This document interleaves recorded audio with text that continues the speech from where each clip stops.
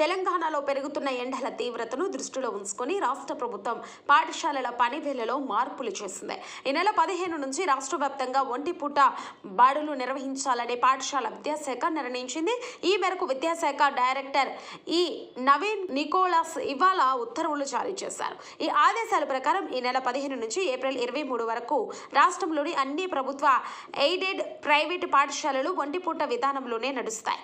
Primary, అప్రైమరీ, high school ఉదయం 8 గంటల నుంచి మధ్యాహ్నం 12 గంటల 30 నిమిషాల వరకు మాత్రమే పనిచేస్తాయి. తరగతులు ముగిసిన వెంటనే మధ్యాహ్నం 12 గంటల 30 నిమిషాలకు విద్యార్థులు మధ్యాహ్నం భోజనం అందిస్తారు.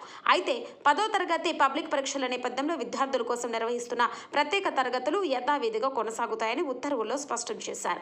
అలాగే 10వ తరగతి పరీక్షా కేంద్రాలుగా ఉన్న పాఠశాలలు పరీక్షలు జరిగే రోజుల్లో మధ్యాహ్నం 1 గంట నుంచి సాయంత్రం 5 గంటల వరకు పనిచేయవలసి ఉంటుంది. మిగతా రోజుల్లో ఈ కేంద్రాలు కూడా సాధారణ ఆఫ్ డే టైమింగ్స్ను పాటిస్తాయి.